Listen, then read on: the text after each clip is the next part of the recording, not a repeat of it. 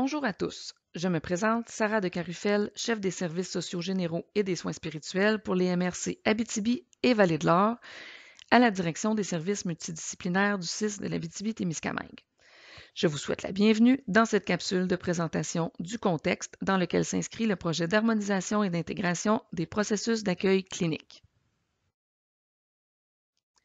La vision du projet d'harmonisation et d'intégration des accueils cliniques est de permettre un accès aux services sociaux et de réadaptation simple, rapide, intégré et harmonisé entre les programmes et la communauté pour l'ensemble de la population de l'Abitibi-Témiscamingue, contribuant ainsi à une prestation de services de qualité et sécuritaire.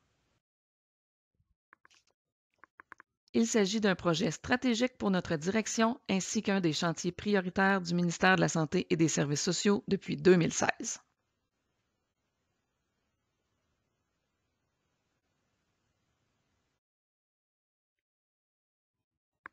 Depuis la création du CIS en 2015, il pouvait être complexe pour l'usager de savoir où se présenter pour recevoir des services qui répondent à ses besoins. L'usager qui recevait déjà des services d'un programme et qui devait bénéficier des services d'un autre programme devait parfois repasser par l'AAOR, accueil, analyse, orientation et référence, ou encore le service d'accueil psychosocial.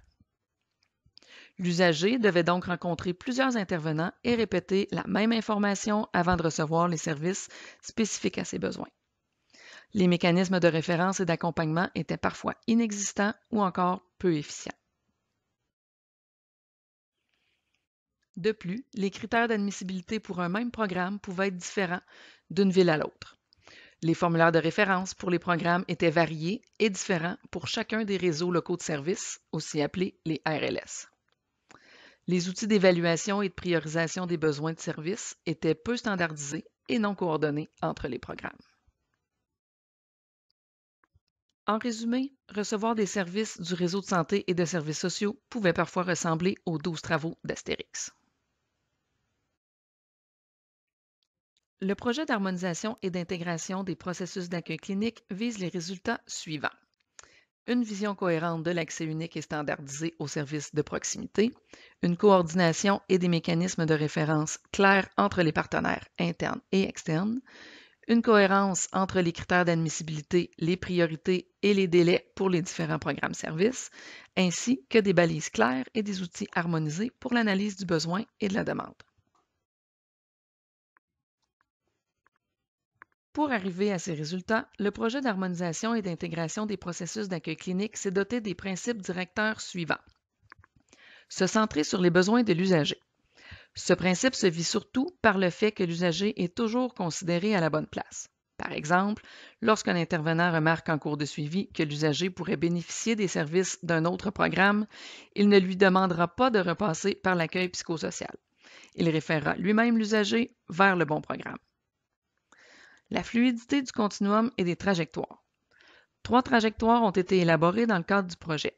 Une trajectoire de référence entre les différents programmes du CISAT, une trajectoire de référence pour les partenaires qui désirent référer des usagers vers notre établissement, ainsi qu'une trajectoire de référence pour les usagers en situation de crise.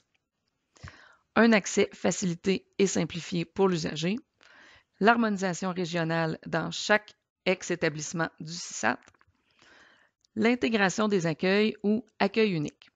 À la base, le projet d'harmonisation et d'intégration des processus d'accueil demandait la mise en place d'une porte d'entrée unique pour toutes les demandes de services. Rapidement, le comité de travail s'est aperçu que cela n'était pas réaliste, étant donné la grande étendue de notre région et la faible densité de population. Par exemple, on ne pouvait pas demander à un usager de Ville-Marie de venir faire une demande de service à Val-d'Or. L'accueil unique a donc pris la forme d'un processus d'accueil unique plutôt que d'une porte d'entrée unique. Concrètement, ça signifie que peu importe la ville et l'installation du CISAT dans lequel l'usager fait une demande de service, celle-ci sera traitée de la même façon. Finalement, le projet est mené dans un souci d'efficience de l'utilisation des ressources. Nous allons maintenant voir ensemble les 5 grands jalons, c'est-à-dire les 5 grandes étapes du projet. Le premier jalon, travaillé en 2017, a consisté à harmoniser les trajectoires de référence entre les programmes services du CISAT. Les trajectoires vous seront expliquées en détail dans d'autres capsules de présentation du projet.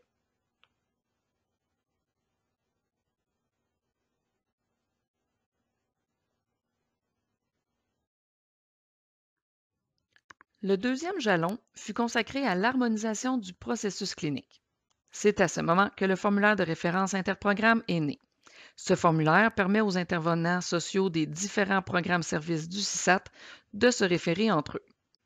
Différents outils ont été élaborés afin de soutenir l'utilisation du formulaire de référence interprogramme et d'harmoniser le processus clinique.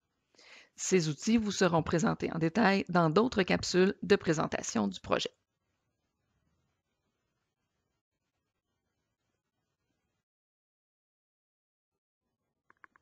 Puis est venu en 2018 le jalon 3 où l'implantation de ce qui avait été travaillé au jalon 1 et 2 fut réalisée.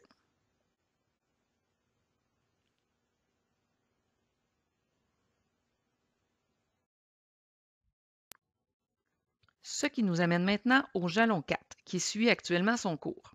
Le jalon 4 consiste à standardiser les mécanismes de référence avec les partenaires du CISAT. Le comité de travail s'est donc questionné sur la façon dont le CISAT voulait que ses partenaires, par exemple un établissement scolaire, des organismes communautaires, ainsi que les professionnels de la santé non sociaux œuvrant au sein du CISAT, par exemple des infirmières, des inhalothérapeutes, un nutritionniste, lui réfèrent des usagers. C'est ainsi que le formulaire de référence partenaire est né. Ce formulaire permet aux partenaires du CISAT ainsi qu'aux intervenants non sociaux de l'établissement de référer des usagers vers les divers programmes services du CISAT. Encore une fois, différents outils ont été élaborés afin de soutenir l'utilisation du formulaire de référence partenaire et d'harmoniser le processus clinique, dont, entre autres, une trajectoire de référence partenaire. Ces outils et cette trajectoire vous seront présentés en détail dans d'autres capsules de présentation du projet. Lors du dernier jalon du projet, l'équipe de travail se questionnera sur la façon optimale de recevoir les références des partenaires médicaux du CISAT.